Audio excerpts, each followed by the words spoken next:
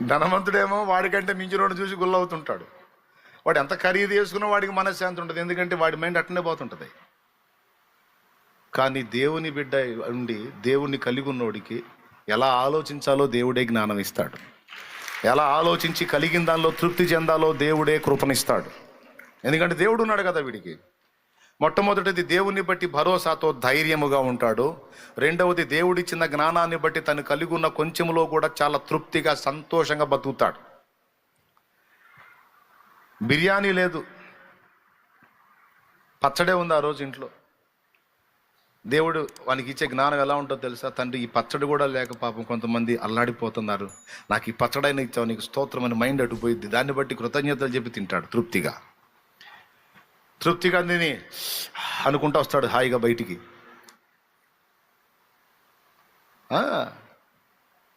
కానీ వాడు బిర్యానీ తిన్నా వాడికి ప్రశాంతత ఉండదు. కానీ వీడు పచ్చడి తిన్నా సరే అసలు అన్నమే లేనోడిని గుర్తు చేసుకొని తిని ఉన్న దానిలో తృప్తి చెందుతాడు. వాడేమో బిర్యానీ తిన్నా కూడా వానికంటే బెటర్గా ఇంకొకటి తింటున్నాడే అని వాడిని చూసి ఏడుచుకుంటా తింటాడు. ఎంత తేడా ఉందో చూడండి. ఇప్పుడు ఇక చూడండి, దేవుడు తన యొద్ద కలిగి ఉన్న వానికి దేవుడు తన దగ్గర ఉన్నవన్నీ ఇస్తాడు. నీ సన్నిధిని సంపూర్ణ సంతోషము కలదు, నీ కుడి చేతిలో నిత్య సుఖములు కలవు. మూడవది, దేవుడు తన యొద్ద కలిగి ఉన్నవాడిని. దేవుణ్ణి ఎవరైతే కలిగి ఉంటారో వాళ్ళకి మూడవ విషయం ఏంటో తెలుసా? మొట్టమొదటిది ఏం చెప్పాను? ధైర్యము. రెండవది సంతోషము. మూడవది ప్రశాంతత. ఏం దడ ఆయాసం ఉండదు. అరే రే వాడు పోయాడు మించిపోయాడు, అరే రే ఈడిపోయాడు మించిపోయాడు అనే ఓ అనేది ఉండదు. పెన్ను తుఫానులో నాదు ప్రశాంతత, నా వేదనలో దివ్యాదరణ. పెన్ను తుఫానులో నాదు ప్రశాంతత, నా వేదనలో దివ్యాదరణ. అబ్బా ఎంత హాయిగా ఉంటాడో దేవుణ్ణి కలిగి ఉన్నాడు. ఎందుకంటే వీడు హడావుడి పడితే దేవుడు ఊరు కూడా ఏందిరా, వాడు పోయాడు వీడు పోయాడు ముందు పోయాడు అనేది గందరగోళం అవుతున్నాయిరా. ఏం లేదు ప్రభా, వాళ్ళందరూ ఫస్ట్ క్లాస్లో పాస్ అయ్యారు ప్రభా, నేనేంది ప్రభా ఎట్లా అయిపోయాను ప్రభా. ఏమిటి తండ్రి ఇది? వాళ్ళందరూ ఏమో కోట్లు సంపాదిస్తున్నారు ప్రభా, నేనేది అప్పుల పాలైపోతున్నా ప్రభా. అయ్యో, వాడేమో బిల్డింగ్ మీద బిల్డింగ్ కడుతున్నాడు ప్రభా, నేను ఉన్నాయి అమ్ముకోవడానికి బేరం పెట్టుకునే పరిస్థితి వచ్చింది తండ్రి. ఏమిటి నాయనా ఈ పరిస్థితి? స్తోత్రం పెద్దగా చెప్పండి. ఒకసారి ఆలోచించండి. ఇలా మనం టెన్షన్ పడుతున్నాం అనుకో, దేవుణ్ణి ఎరిగిన మనం, వినండి బాగా, దేవుణ్ణి ఎరిగిన మనం ప్రెజర్ అవుతుంటే దేవుడు ఏం మాట్లాడతాడో తెలుసా? నా కుమారుడా, ప్రసంగి గ్రంథం చదువు నాయనా అంటాడు. అర్థమైందా? ప్రశాంతత కోసం ప్రసంగి చదువుకోరా అంటాడు.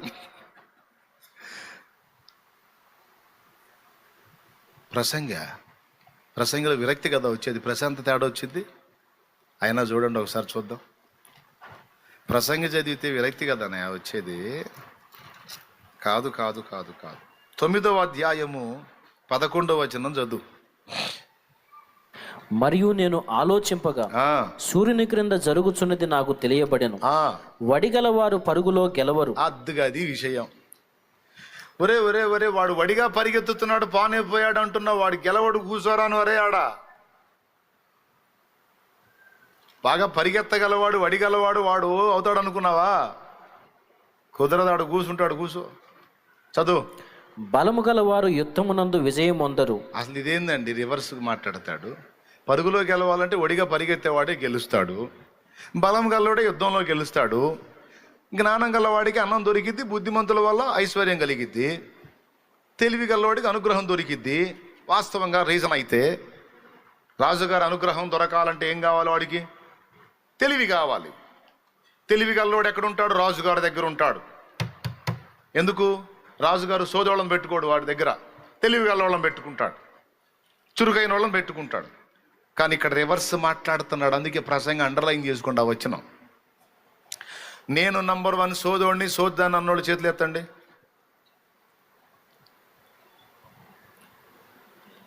కొంతమంది చేతులు ఎత్తట్ల. మేధావులా మీరు? అంటే తెలివి తక్కువ వాళ్ళు కాదా, జ్ఞానవంతులా? మరి ఎత్తు చెయ్యి. ఏంది మరి, తిక్కల దానివా కాదా అన్న? నా దగ్గర కూడా తిక్కలతనం ఉందన్నాను. అంటే నేను మొరట భాష సోద్దాన్ని అంటే అర్థం ఏంటంటే తిక్కల మైండ్ అని. చేతులు ఎత్తండి మరి. నేను తిక్కలోనని చెప్పడమే కదన్న, మా ఇంట్లో మొత్తం అనేది అదే. నన్ను ఇంత తిక్కలదానివి ఎట్లా బతుకుతావు, ఇంత తిక్కలోడి ఎట్లా బతుకుతావు అనిపించుకున్నావా లేదా? నన్ను ఆ సర్టిఫికెట్ అయితే మనకుంది కదా, దేవునికి స్తోత్రం కలుగునుగా. ఇప్పుడు కూడా అప్పుడప్పుడు అనిపించుకుంటా ఉన్నాం కదా. రైట్. ఒక మాట చెప్తా, ఇక్కడ చదువు. మరి అట్లయితే తిక్కలోళ్ళు బతకటం కష్టం, జ్ఞానులు బతకటం ఈజీ. కానీ ఇక్కడ చూడు, జ్ఞానము గలవా నీకు అన్నము దొరకదన్నాడు. వడి గలవారు పరుగులో గెలవరు, బలము గలవాడు యుద్ధములో గెలవడు. అంత రివర్స్ మాట్లాడుతున్నాడు. ఇవన్నీ దేవుని కలిగి ఉన్నవాడు ఎరుగుంటాడు కాబట్టి ఎవడు పరిగెత్తి ముందుకు పోయినా దడ ఆయాసం పెంచుకోడు. దేవునికి స్తోత్రం. 2009వ సంవత్సరంలో కొంతమంది నాతో మాట్లాడారు. నువ్వు కూడా శుభ్రంగా శుభవార్త ఆరాధనలోనూ చెప్పొచ్చుగా, శుభవార్తలోనూ ఆరాధనలోనూ చెప్పొచ్చు కదా, ఏమండి? స్లాట్కు ఒక 10 ఏళ్ళు కట్టుకొని దేవుని వాక్యం చెప్పొచ్చు కదా అన్నాడు. నేను ప్రార్థన చేశా. దేవుడు సైలెంట్ అన్నాడు, సైలెన్స్ అన్నాడు. ఓకే ప్రభా అన్నాడు. వాళ్ళని వీళ్ళని చూసి వాళ్ళలాగా వీళ్ళలాగా ఏదో అయిపోవాలి, ఏదో కావాలని అనుకోవద్దు బేటా. ప్రతి దానికి ఒక సమయము గలదు. నీ సమయం వచ్చినప్పుడు నేను సహా నిన్ను వాడుకుంటా. ఇప్పుడు వాడబడుతున్న వాళ్ళు వాడబడని, నీకు నిర్ణయించిన నిర్ణయ కాలం ముందు నిన్ను సహా వాడుకుంటా. నువ్వేం టెన్షన్ పడద్దు. అయ్యో కాలం గతించిపోతుంది అనుకోవద్దు. నీకు నిర్ణయించినటువంటి సమయం ఒకటి ఉంటుంది. ఆ సమయంలో నేను నిన్ను నిలబెట్టుకుంటా. పరిగెత్తుతున్న వారిని చూసి నువ్వేం హడావుడి పడొద్దు, గందరగోళం కావద్దు. వస్త్రములు ప్రశాంతంగా ఉండు అంటే ఇక వదిలేసా, అవన్నీ వదిలేసి అసలు నేను ఎక్కడున్నానో ఏం చేస్తున్నానో కూడా తెలియకుండా మరుగు నుండిపోయి దేవుని పని సైలెంట్గా చేశా. 2009 నుంచి 2020 వరకు ఎన్ని సంవత్సరాలు? 11 సంవత్సరాలు ఏళ్ళు అంతేగా. 2009 టు 2020. ఇక ఆ సమయం రానే వచ్చింది. ఆ సమయం ఏదో కాదు, నిన్నటి రోజు మొట్టమొదటిసారి లాక్డౌన్ ఎప్పుడు స్టార్ట్ అయింది? మార్చి 26, 22 22 అంటారు ఒకళ్ళు, 20 అంటారు ఒకళ్ళు.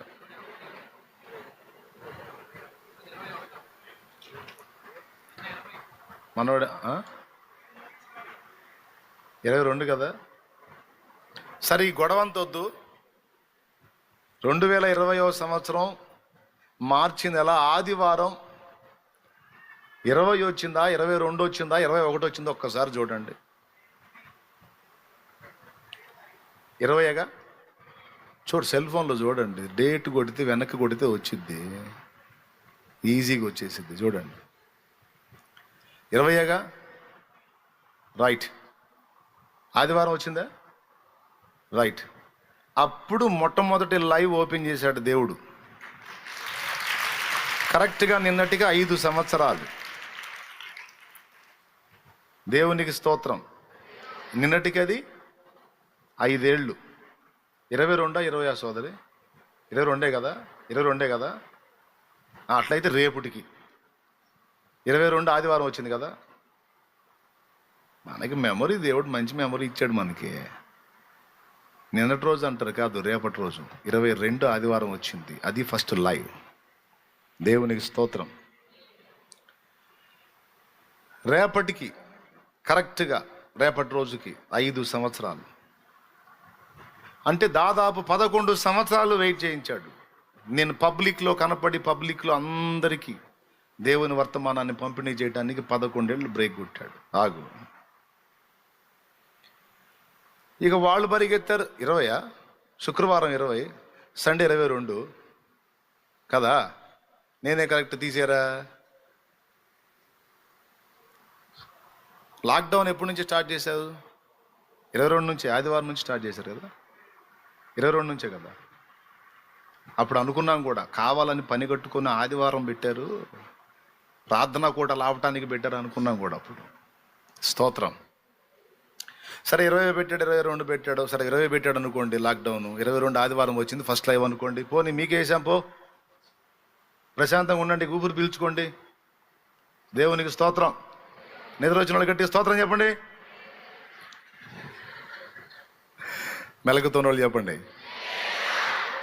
రైట్. బుక్ అవ్వకుండా జాగ్రత్త పడి చురుగ్గా ఉండండి.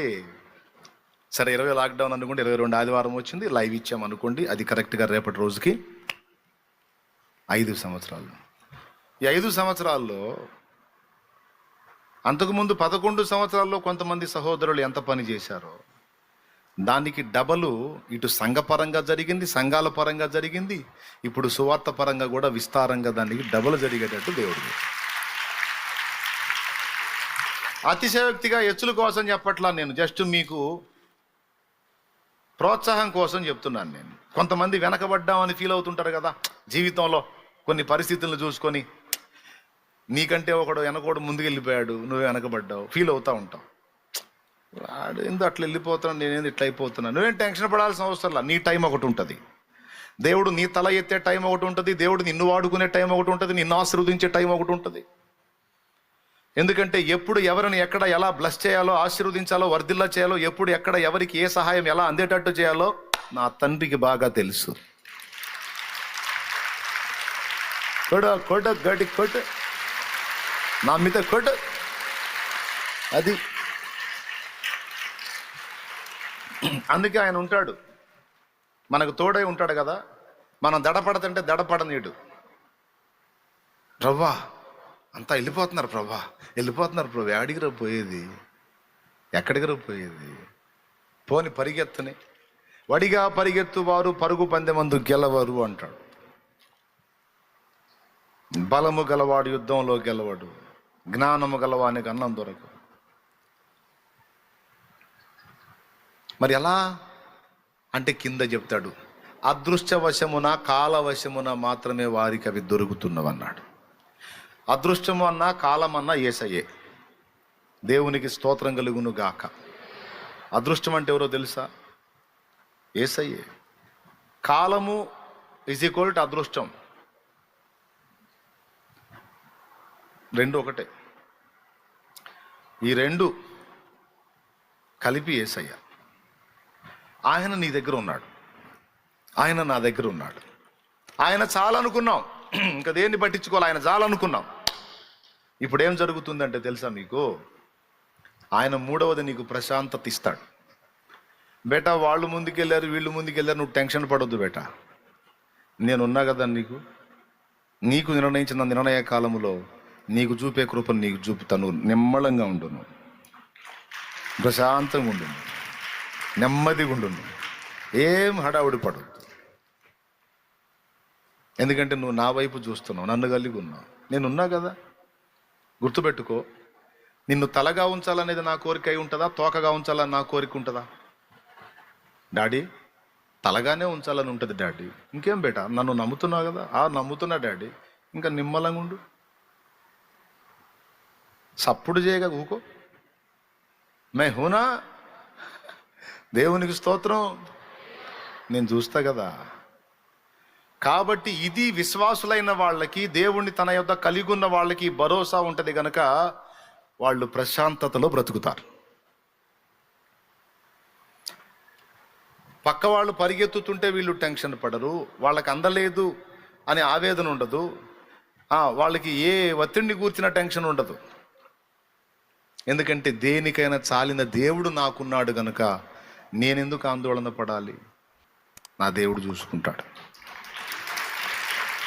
కాసేపు కూసేపు మంచం మీద అటు ఇటు దొల్లి ఆలోచించినా చివరికి మనం ఫైనల్గా వచ్చే డెసిషన్ అయితే అదే. నిద్రపట్టక ఎట్ట చేయాలని కాసేపు ఆలోచించినా, ఏం చేసినా కాసేపు ఆలోచించినా ఇంకా మనం ఏం చించలేమన్న సంగతి మనకు అర్థమైపోయి ఏదైనా ఆయన చేయాల్సిందే అని ఆలోచించడం మానేసి ప్రభువా నీ చేతికి అప్పగిస్తున్నాను అంటేనే హాయిగా నిద్రపట్టిద్ది. అప్పచెబితే నిద్రపోతాం. కానీ వాళ్ళకి దేవుడు గాక సిరిని తమ యొద్ద కలిగి ఉన్న వాళ్ళకి ఈ ప్రశాంతత ఉండదు. కావాలంటే వాళ్ళ ముఖాలు చూడండి, ఎప్పుడు ఆందోళనలో ఉంటాయి వాళ్ళ ఫేసులు. కానీ మన దేవుణ్ణి తమ యొద్ద కలిగి ఉన్న వాళ్ళ ఫేసులు చూడండి, ప్రసన్నంగా ఉంటాయి, నిమ్మలంగా ఉంటాయి, నెమ్మదిగా ఉంటాయి, హాయిగా ఉంటాయి. ఒకవేళ దేవుణ్ణి ఎరిగుండి కూడా నువ్వు ఆ ప్రశాంతతలో ఉండట్లేదు అంటే నువ్వు దేవుణ్ణి కలిగి లేవు, లేదా దేవుడు నీతో ఉన్నాడన్న విశ్వాసం నీకు లేదు. తగిన కాలం ముందు తప్పక సహాయపడతాడన్న నిశ్చయిత నీకు లేదు కనుకనే ఆందోళనలో బతుకుతున్నావు. అది ఉందనుకో, రిలాక్స్, అంతే. ఇక నీ ముఖం వికారం ఉండదు. ఎప్పుడన్నా చూడు కళలాడుతూ ఉంటావు నువ్వు. ఎదుటోళ్ళు చూసి కుళ్ళుకోవాల్సిందే నిన్ను.